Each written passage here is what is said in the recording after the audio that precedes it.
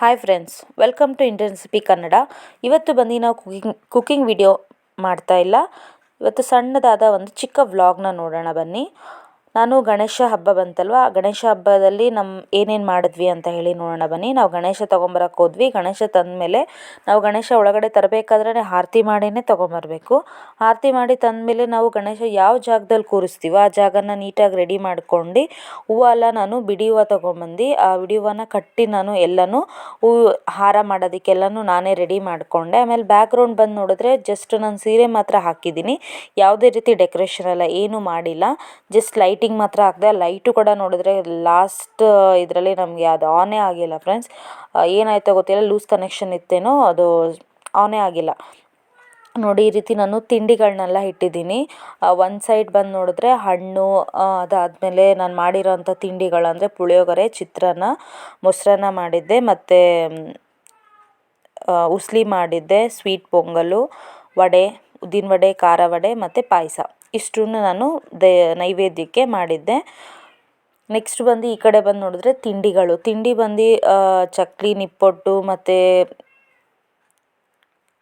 ಕರ್ಜಿಕಾಯಿ ಇದೆಲ್ಲನೂ ಬಂದು ನೋಡಿದ್ರೆ ಬಿಸ್ಕೆಟ್ ಇದೆಲ್ಲ ಬಂದು ಈ ಕಡೆ ಇಟ್ಟಿದ್ದೀನಿ ರೈಟ್ ಸೈಡಲ್ಲಿ. ಅದು ಬಂದು ನಾನು ಮನೇಲಿ ಮಾಡಿಲ್ಲ, ಅಂಗಡಿಯಿಂದ ತೊಗೊಂಬಂದಿರೋದು.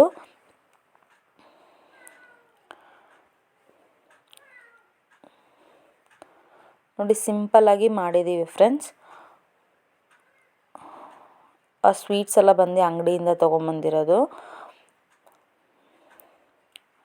ನಂಗೆ ಮನೇಲೇ ಮಾಡೋಕ್ಕೆ ಟೈಮ್ ಇರಲಿಲ್ಲ ಅಂತ ಹೇಳಿ ನಾನು ಅಂಗಡಿಯಿಂದ ತೊಗೊಂಡು ಬಂದು ಮಾಡಿದ್ದೀನಿ. ಅದಾದಮೇಲೆ ಆರತಿ ಮಾಡಿ ಉದ್ಗಡ್ಡಿ, ಕರ್ಪೂರ ಎಲ್ಲ ಹಚ್ಚಿ ಎಲ್ಲ ಪೂಜೆ ಎಲ್ಲ ಚೆನ್ನಾಗಾಯಿತು. ಗಣೇಶ ಹಬ್ಬ ಅಂದ್ರೆ ಮಕ್ಳಿಗಂತೂ ತುಂಬ ಖುಷಿ ಆಗುತ್ತೆ. ಖುಷಿಯಿಂದ ಮಕ್ಕಳು ನಮ್ಮ ಮನೆಗೆ ಮಕ್ಕಳು ಬಂದಿದ್ದರು, ಅಂದರೆ ನನ್ನ ಮಗನ ಫ್ರೆಂಡ್ಸ್ ಎಲ್ಲ ಬಂದಿದ್ದರು ಗಣೇಶ ಹಬ್ಬಕ್ಕೆ. ನನಗೆ ತುಂಬ ಖುಷಿ ಆಯಿತು.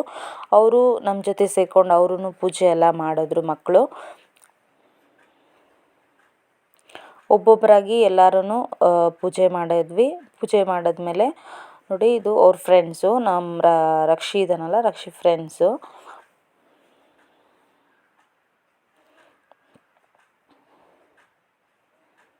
ಹಬ್ಬ ಅಂತಂದ್ರೇ ಗಂಡು ಮಕ್ಕಳಿಗೆ ತುಂಬ ಖುಷಿ. ಅದು ಗಣೇಶ ಹಬ್ಬ ಅಂತಂದರೆ ಗಂಡು ಮಕ್ಳಿಗೆ ತುಂಬ ಖುಷಿ ಆಗುತ್ತೆ.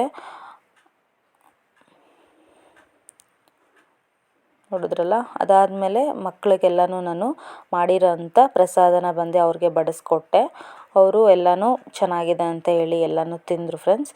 ಅದಾದಮೇಲೆ ಸಂಜೆ ಬಂದು ನಾವು ಗಣೇಶನ ಬಿಡಕ್ಕೆ ಹೋದ್ವಿ. ಅಂದರೆ ನಾವು ಇಲ್ಲಿ ಇವಾಗೆಲ್ಲನೂ ಈ ಥರ BBMP ಅವ್ರು ಏನು ಮಾಡಿದರೆ, ಒಂದು ಟ್ರ್ಯಾಕ್ಟ್ರಲ್ಲಿ ಡ್ರಮ್ಗಳನ್ನ ಇಟ್ಟು ಅಲ್ಲಲ್ಲಿ ನಿಲ್ಲಿಸಿದ್ದಾರೆ. ಅಂತಂದರೆ ಇವಾಗ ಜಾಸ್ತಿ ಎಲ್ಲೂ ಬಿಡೋಕ್ಕೆ, ಗಣೇಶನೆಲ್ಲ ಬಿಡೋಕ್ಕೆ ಜಾಗ ಇಲ್ಲ ಅಂತ ಹೇಳ್ಬಿಟ್ಟು ಈ ರೀತಿ ವ್ಯವಸ್ಥೆ ಮಾಡಿದ್ದಾರೆ BBMP ಅವರು. ಸೊ ಅದರಿಂದ ನಾವೇನು ಮಾಡಿದ್ವಿ, ಇಲ್ಲೇ ಬಂದು ಅವ್ರ ಹತ್ರನೇ ನಾವು ಡ್ರಮ್ಮಲ್ಲೇ ಕರಗಿಸಿದ್ದು. ನಾವು ಫಸ್ಟು ದೇವ್ರನ್ನ ಬಿಡೋಕ್ಕಿಂತ ಮುಂಚೆನೇ ಏನು ಮಾಡಬೇಕು, ಈ ರೀತಿ ಊದ್ಗಡ್ಡಿ, ಕರ್ಪೂರ ಲಾಸ್ಟಲ್ಲಿ ನಾವು ದೇವ್ರನ್ನ ತೊಗೊಂಬರ್ಬೇಕಾದ್ರೆ ಎಷ್ಟು ಖುಷಿಯಿಂದ ತೊಗೊಂಬರ್ತೀವೋ ಅದೇ ರೀತಿ ದೇವ್ರನ್ನ ನಾವು ಬಿಡಕ್ಕೆ ಹೋಗ್ಬೇಕಾದ್ರೂ ಖುಷಿಯಿಂದ ಬಿಡಬೇಕು. ಆ ರೀತಿ ಲಾಸ್ಟಲ್ಲಿ ನೋಡಿ, ಈ ಥರ 2 ಊದ್ಗಡ್ಡಿ ಮತ್ತು ಕರ್ಪೂರ ಎಲ್ಲ ಹಚ್ಚಿ ನಾವು ನಮಸ್ಕಾರ ಮಾಡಿಕೊಂಡು ಈ ರೀತಿ 3 ಸತಿ ದೇವ್ರನ್ನ ನೋಡಿ ಇವರೇ ಬಂದು ಡ್ರಮ್ಮಲ್ಲೇ ಕರಗಿಸ್ತಾರೆ. ಆಮೇಲೆ ಒಂದು ಜಾಗದಲ್ಲಿ ಎತ್ಕೊಂಡೋಗಿ ಅವರು ಈ ನೀರನ್ನೆಲ್ಲ ಚೆಲ್ತಾರೆ ಅಂತ ಹೇಳಿದ್ರು.